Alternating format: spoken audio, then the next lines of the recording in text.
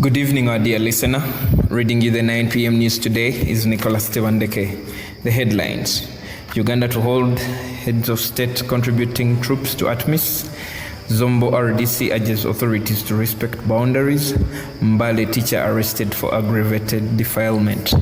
The news in detail. The heads of state contributing troops to the ongoing African Transmission Mission in Somalia are scheduled to meet for a special summit at State House Entebbe on April 27, 2023. The summit is a follow-up event of the meeting held during the United States Africa Leaders Summit in Washington, D.C. from December 13th to 15th, 2022. During that meeting, the President of Somalia, His Excellency Hassan Sheikh Mahmoud, requested President Yoweri Kaguta Museveni to host another meeting sometime in April. The objectives of the summit are to evaluate the achievements made in the implementation of the ATMIS mandate and to review the ATMIS drawdown plan in compliance with the United Nations Security Council resolutions 26 of 70 and 26 of 28. Zombo Resident District Commissioner, retired Lieutenant Colonel Pius Alitema, has urged local authorities at the borders to respect national boundaries so as to maintain peace and promote security for amicable trade and commerce.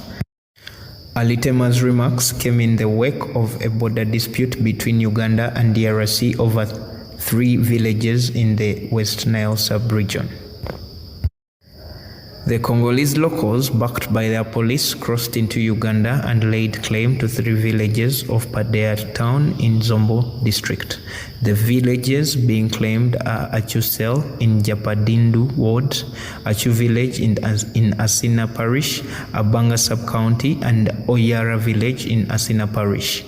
According to Alitema, the disputes have become a source of insecurity which undermines cross-border trade between the 2 countries.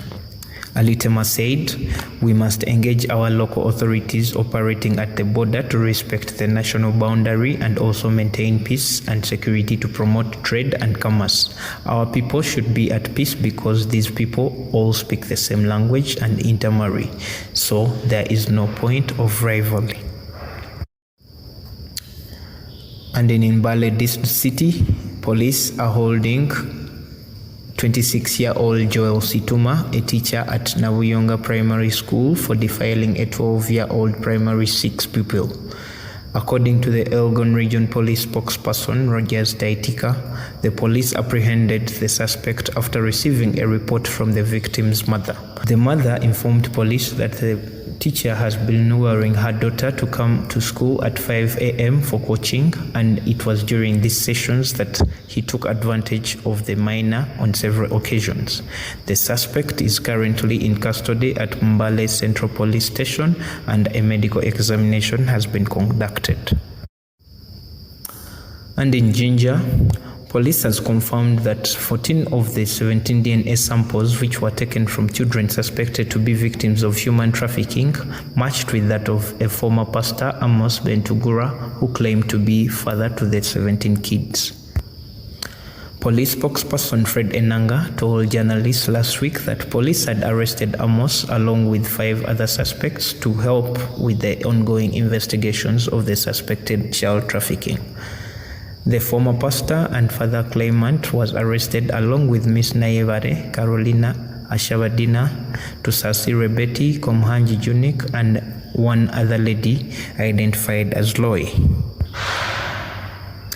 And in Nakaseke district, the NRM Office of National Chairman has donated hybrid goats, chicks, and chicken feeds to farmers in Nakaseke district in an effort to complement government efforts of wealth creation. The national coordinator of the office, Ajat Hadija Namialo, and her team delivered 20 goats, 4,000 chicks, and 1.5 tons of chicken feeds to farmers in Kapeka Town Council. She warned the beneficiaries against selling the items and asked local leaders to routinely monitor these farmers. Across borders, the National Communication Council of Burundi, known as CNC, has banned 31 songs, including 7 produced by Rwandan artists, from being played anywhere in the country over accusations that they contain dirty and shameful content. The decision was announced by the head of CNC, Vestine Nahimana, in a press conference that was held on 24th April in Bujumbura. Nahimana said that all the banned songs consist of content and language that undermines Burundian culture, values, and norms, which is the main reason they were blocked from public consumption. And in Tanzania, the Intergovernmental Authority on Development, IGAD, has said that talks between the Ethiopian government and rebels from the Oromia region have commenced today in Zanzibar.